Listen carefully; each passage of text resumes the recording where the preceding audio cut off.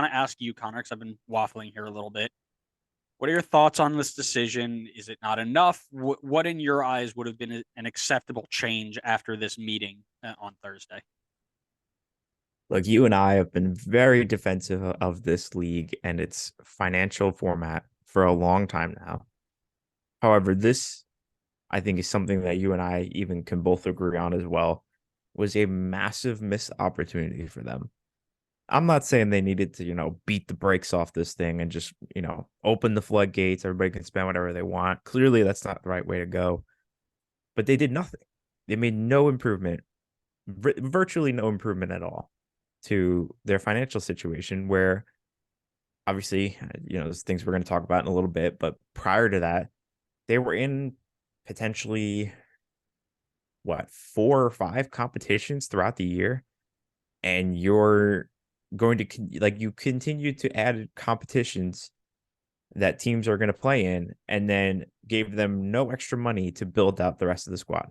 So you're asking them to play 50 plus games a season potentially. I mean, maybe even 60. I mean, like, I want to say, like, technically it's best case scenario, but best case scenario, a team could probably even hit like 60 games in a season.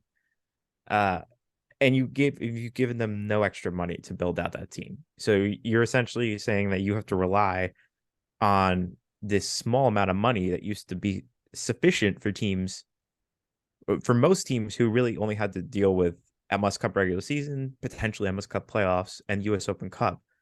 And now you got to like balance out two or three more competitions on top of that with an expanded CCL, Leagues Cup, and they have like Campeones Cup, but I think that's only like one team. I don't really know, whatever. Campeones Cup just pops up every once in a while, and I have no idea how people qualify or what's going on. But I'm going to count it because it helps towards my point. Uh, it was extremely disappointing. I didn't care about them having a fourth EP or not.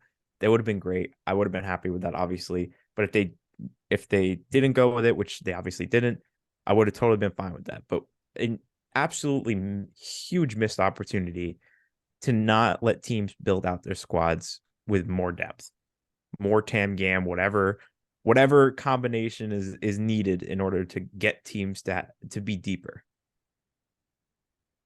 I think it's a fair point, right? Especially when they keep throwing these things on. There were lots of ways that they could have gone about fixing this, and that increase would have been from a playing standpoint. It makes sense. I'm going to go into it a little bit in the future here about what it really means to not have it in terms of what I think everybody was, everybody was expecting. But I do want to say that it actually doesn't do a lot for me. It's underwhelming, like 100%, because of how hyped things were. But the big changes for this league don't come before the World Cup. It comes after. And you have all these eyes on America with Copa America, with World Cup. You're going to bring more and more eyes to your product. Not before then, though. People aren't watching this and saying, "Oh man, I can't wait to see the World Cup in the United States. Let me watch what they're doing right now." So really, you're just spending money without an increased revenue. You're taking a loss. And if you can hold off for 1 year to get away with it, you get away with it. And that's really what I think happened here.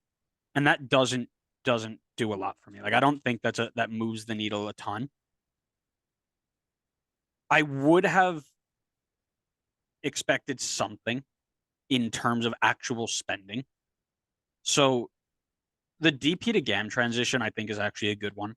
It allows you for a little bit more roster flexibility when DPs are transfer out instead of just pocketing money to buy more designated players.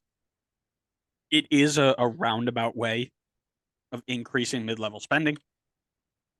You know, Again, the people who don't understand MLS roster rules don't see it that way, and I understand completely. I'm actually really glad they didn't do the fourth DP because, as I just mentioned, we don't really need more top level spending. We see what happens when teams just go out and spend money to spend money. My friends in Chicago would agree, but we do need more mid level spending. So if there was anything that was going to change, that's what it would have happened. So I'm glad they didn't do the fourth DP. They could have bumped up TAM or GAM just to allow that sort of mid level spending. But again, I'm not super upset with it, mainly because the increase that people wanted to see is coming anyway. The CBA is going to bump this stuff up or down.